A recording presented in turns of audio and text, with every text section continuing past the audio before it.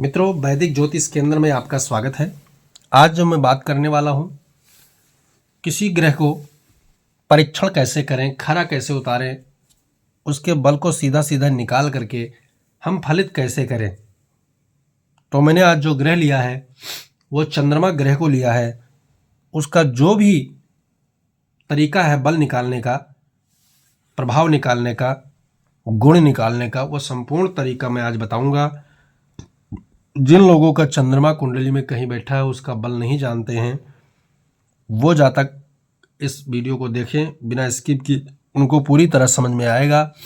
जो लोग ज्योतिषी बनना चाहते हैं उनके लिए भी महत्वपूर्ण तथ्य वो भी इनको देखेंगे, समझेंगे तो पूरी तरह वो फलित ज्योतिष करना जान जाएंगे, ग्रहों के बल विचार निकालना सीख जाएंगे।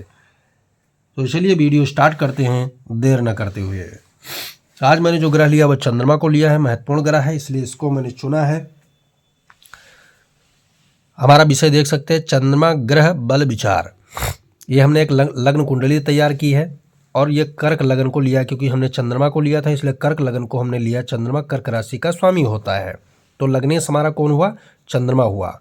अगर चंद्रमा यहीं बैठा हुआ है अपने राशि में प्रथम भाव में, ठीक है, आप राशिगत भावगत भी समझेंगे धीरे धीरे तो समझ में आ जाएगा, क्योंकि हमने केवल चंद्रमा को लिया है आज।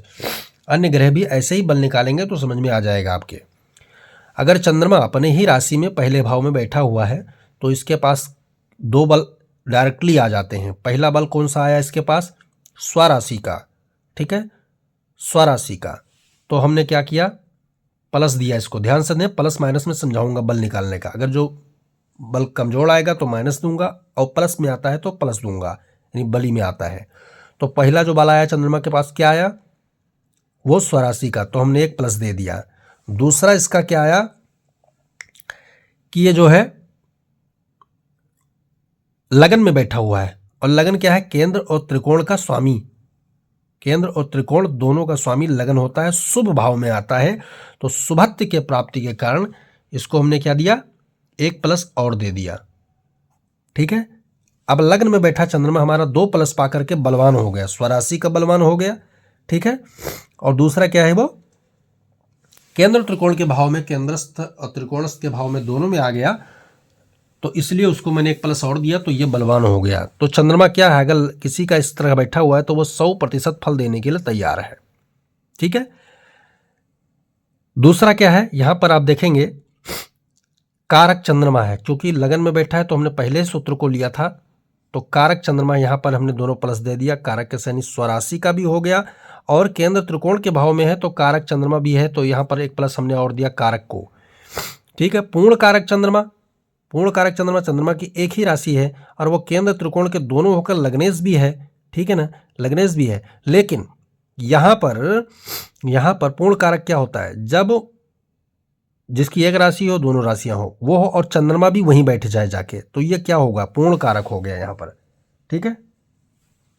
एक प्लस हमने क्या दिया? पूर्ण कारक को भी दिया।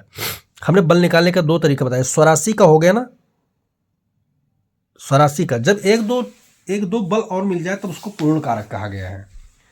अब चंद्रमा लग्नेश होता, लेकिन बैठता कहीं और, तब वो केवल कारक होता, लेकिन स्वयं खुद की राशि में बैठ गया तो बल को बढ़ा दिया उसने, क्या किया? पूर्ण कारक भी हो गया, ठीक है। अब है योग कारक। अब चंद्रमा यहां स्वराशि होके बैठा है, ठीक है, स्वराशि होके बैठा है, लेकिन इसके साथ में मंगल आ जाए, ठीक है, मंगल आ जाए, या गुरु के साथ युति यहां कर ले, वो ध्यान से सुनो, गुरु के साथ युति कर ले, ठीक है, मंगल के साथ युति कर ले या गुरु के साथ युति कर ले या शुक्र के साथ युति कर ले, वो यहीं पर, तो साथ साथ में क्या हुआ? कारक भी में पूर्ण कारक और योग कारक भी हो गया। ये योग बन गया, चंद्र मंगल राजयोग, चंद्र शुक्र राजयोग और गज केसरी। इसी प्रकार चंद्रमा चाहे यहां पर चला जाए, चाहे यहां पर चला जाए, चाहे यहां पर चला जाए, चाहे यहां पर चला जाए, यानी कि केंद्रस्थ त्रिकोणस्थ होने के बावजूद भी क्या है, यहां पर जाकर इन ग्रहों के स्वामी के साथ अगर विराजमान हो जाता है तो योग कारक भी बल उसको मिल जाता है, ठीक है। समझ में आ गया होगा आपके। आगे बढ़ते हैं। अब जो बल और निकालना है ये तो हमने तीनों क्या है सुबत्त का बल निकाल लिया भाई, यहाँ पर क्या है प्लस प्लस में गए सब, अच्छा है। लेकिन तो ज्योतिषी जब कुंडली विचार करता है तो कोई जरूरी तो नहीं कि हर प्रकार चंद्रमा सही हो। तो अब अगला जो हमारा बल आएगा वो है नीच। नीच का चंद्रमा क्या होता है, माइनस में जाता है, ठीक है। अस्त माइनस में जाता है, बलहीन अंश माइनस में जाता है, और भी छोटे छोटे हैं वो आगे बताऊंगा। तो नीच का चंद्रमा कैसे होगा, जब चंद्रमा जो है वृश्चिक राशि में जाएगा, ध्यान से सुनना, यहां पर चंद्रमा आकर विराजमान हो जाए, केवल अकेला चंद्रमा यहां विराजमान हो जाए तो क्या होगा, नीच का हो जाएगा, तो माइनस में चला जाएगा चंद्रमा, ठीक है, माइनस में चला जाएगा। ये तो नीच बल डायरेक्ट हो गया। अगर मंगल भी आकर यहां साथ में बैठे तो योग कारक होगा, वो नीच भंग राजयोग बना देगा, ठीक है ना। लेकिन मंगल अकेला अगर नीच राशि में बैठता है तो कहीं भी किसी भाव में तो क्या होगा, नीच चंद्रमा हो गया और उसका फल माइनस में जाएगा, ठीक है। अब ये बात अलग है कि त्रिखड़ा यानी 6 8 12 में चला जाए नीच होकर के, और बाधकेश में चला जाए, मार्केश में चला जाए चंद्रमा नीच होके, तो वो अलग ज़्यादा और ज़्यादा माइनस हो जाता है। तो फिलहाल यहाँ पर केवल मैंने नीचत्व का लिया है कि नीच कहाँ होता है, इसलिए मैंने हमने उनको दिया, ठीक है। अगला हम करते हैं अस्त। अस्त का अर्थ क्या होता है उसको जानना जरूरी है। अस्त के 2 सूत्र लागू होते हैं। पहला सूत्र तो लागू होगा जब चंद्रमा सूर्य से समीप में हो, मान लिया कि चंद्रमा 10वें भाव में बैठा हुआ है, ठीक है, और सूर्य की अंश डिग्री, भले ही सूर्य यही इसी घर में क्यों ना हो, चाहे इस घर में हो, मतलब इस घर में हो, चाहे उससे अगले घर में हो, चाहे उससे पिछले घर में हो, लेकिन जो चंद्रमा से सूर्य की करीबी डिग्री है वो कितनी आनी चाहिए, 12 डिग्री से कम आनी चाहिए। यानी कि 12 11 10 8 7 इस प्रकार से चंद्रमा अगर सूर्य के नजदीक आ जाता है तो चंद्रमा क्या होगा, अपना बल खो देता है, तो वो क्या होगा, अस्त हो जाएगा, ठीक है, चंद्रमा अस्त हो जाएगा। ये तो पहला सूत्र हुआ। दूसरा अस्त क्या हुआ, जहां चंद्रमा बैठा हुआ है उसके सामने वाले घर में कोई नहीं है, उसके सामने वाले घर में कोई नहीं है, और साथ साथ जो उसके जिस राशि में बैठा है या तो उसकी स्वराशि हो, और जिस राशि के स्वामी बैठा वो राशि के स्वामी भी त्रिखटाई या खराब यानी केंद्र त्रिकोण में नहीं है, तो वो अस्त इस अस्त से ज्यादा घातक होता है, ठीक है।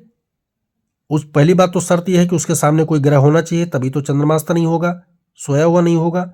फिर या तो जिस राशि में बैठा उसका स्वामी केंद्र त्रिकोण में कहीं होना चाहिए, खराब भाव में नहीं होना चाहिए, या वो नीच राशि में नहीं होना चाहिए, तब वो अस्त रुक जाएगा, थोड़ा सा बलहीन बच जाएगा, ठीक है। तो ये अस्त वाला जो होगा ये भी माइनस फल में जाएगा अगर ऐसी शर्त लागू हो जाता है, नियम लागू हो जाता है तो, ठीक है। अब मैं बात करता हूं बलहीन अंश चंद्रमा की, ठीक है, बलहीन अंश चंद्रमा की। तो हमने एक सूत्र आपको बताया था कि जो सम राशि में, ध्यान से सुनना, सम राशि में कोई ग्रह बैठा हुआ है तो क्या होगा, 0 अंश से लेकर के 6 अंश के बीच में अगर ग्रह है तो क्या हुआ, कमजोर, यानी किसी काम का नहीं है, वो अभी भी उसका जन्म हुआ है, ठीक है। वहीं 28 से 30 अंश के बीच में है तो भी ये, सब राशि की बात कर रहा हूं, तो भी ये किसी काम का नहीं है, वृद्ध अवस्था में अपंग हो गया पूरी तरह, ठीक है, वृद्ध अवस्था में चला गया, कुछ किसी काम का नहीं। वहीं विषम राशि में इसको उल्टा कर देते हैं। जब विषम राशि की बात करते हैं तो यहां पर क्या होगा, 28 से 30 अंश पे बाल्यावस्था में होता है, किसी का यानी अभी भी जन्म हुआ है, और 0 से 6 अंश में वृद्ध हो जाता है विषम राशि में, ठीक है ना। तो ये अंश बल हमें निकालना जरूरी है। अब चंद्रमा अंश बली होगा तो कितने अंश पे होगा ये भी जानना जरूरी है। 7 अंश से लेकर के 27 अंश के बीच में अगर चंद्रमा है तो अंश बली होगा, नहीं तो अंश बलहीन होगा। अंश बली है तो प्लस में जाएगा, अंश बलहीन अंश चंद्रमा है तो माइनस में जाएगा। तो ये हमने जो 6 सूत्र लिखे थे फलित करने के वो हमने आपको बताए। बाकी नैसर्गिकता तौर पे जो सूत्र होते हैं वो और भी बहुत सारे सूत्र हैं, जैसे उच्च का हो गया तो प्लस आवेगा, मूल त्रिकोण का हो गया तो प्लस आवेगा, ठीक है, योग में बैठा हुआ है तो इस प्रकार के जो है प्लस में आते रहेंगे ग्रह। लेकिन मूलतः से जो विचार करना है ग्रहों का, हमें ये चीज विचार करना है ध्यान कर करके। तो मित्रों, वीडियो समझ में आए तो इसको लाइक कीजिए, शेयर कीजिए, सब्सक्राइब कीजिए। ऐसे ऐसे नए नए लेटेस्ट सूत्रों के साथ वैदिक ज्योतिष का संपूर्ण ज्ञान की जिम्मेदारी मैंने ली है, वो आपको दूंगा। जय सिया राम।